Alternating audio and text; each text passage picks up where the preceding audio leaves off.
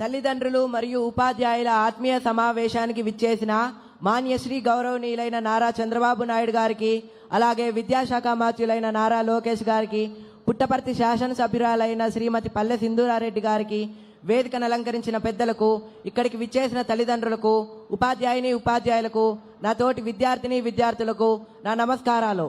నా పేరు ఆర్ చరణ్ తేజ్. నేను 9వ తరగతి చదువుతున్నాను. పద్మాకరం దినకరో వికసం కరోతి, చంద్రో వికాసైతి కైరవ చక్రవాలం, నా అభ్యర్థితో జలధరోపి జలం దదాతి, సంత స్వయం పురహితే విహితాభియోగా. ఈ పద్యం యొక్క భావం ఏంటంటే, సూర్యుడి కిరణాలు పడగానే పద్మాలు వికసిస్తాయి, అలాగే చంద్రుడి కిరణాలు సోకగానే కలువలు వికసిస్తాయి. మేఘుడు మనం అడగకుండానే వర్షాన్ని ఇస్తాడు. మీలాంటి పెద్దవాళ్ళు ప్రజలు అడగకుండానే సహాయం చేస్తారు సార్.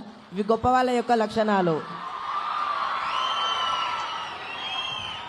మన రాష్ట్ర ముఖ్యమంత్రి వర్యులు ఎంతో గొప్ప ఆలోచనతో, ఏ పిల్లవాడు విద్యకు దూరం కాకూడదన్న గొప్ప సంకల్పంతో తల్లికి వందనం అనే పథకాన్ని అమలు చేశారు. ఒక్కో విద్యార్థికి 15,000 చొప్పున ఆర్థిక సహాయం చేశారు. కుటుంబంలో చదివే విద్యార్థులు ఎంతమంది ఉంటే అంతమందికి తల్లికి వందనం అందజేస్తున్నారు. మా గృహం నందు కూడా మేమిద్దరం తల్లికి వందనం లబ్ధి పొందాం సార్. నారా చంద్రబాబు నాయుడు గారు ప్రభుత్వ పాఠశాల మరియు ప్రైవేట్ పాఠశాల అతన్ని 2 కళ్ళుగా భావించి రెండిటికి సమన్యాయం చేయాలన్నటువంటి ఉద్దేశంతో ప్రైవేట్ పాఠశాలలో చదువుతున్న విద్యార్థులకు కూడా తల్లికి వందనం అందజేస్తున్నారు. 1వ తరగతి నుంచి 12వ తరగతి వరకు చదువుతున్న ప్రతి విద్యార్థికి తల్లికి వందనం అందజేస్తున్నారు.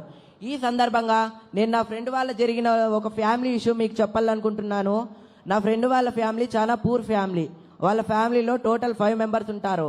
మదరు, ఫాదరు, వాళ్ళకి 3 కొడుకులు. గత ప్రభుత్వం తల్లికి వందనం ఒకరికే ఇవ్వడం వల్ల ఒకరు మాత్రమే చదువుకోవడానికి వీలుంటుంది.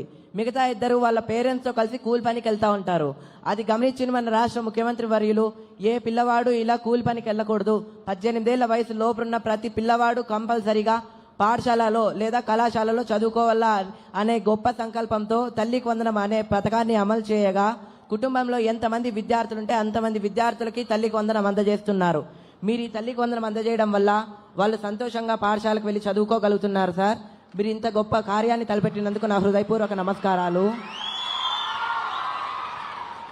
నేను మీకు మాట ఇస్తున్నాను సార్, మీరు ఈ తల్లికి వందనం క్రింద ఇచ్చిన అమౌంట్ ఏదైతే ఉందో ఇది నేను వృధాగా వాడను. నా పై చదువు కోసం ఉపయోగించి మీ ప్రభుత్వంలోనే నా చదువు అంతా ఫినిష్ చేసి ప్రభుత్వానికి, దేశానికి ఉపయోగపడేలా తయారైతానని మాట ఇస్తున్నాను sir. Thanks for giving this golden opportunity.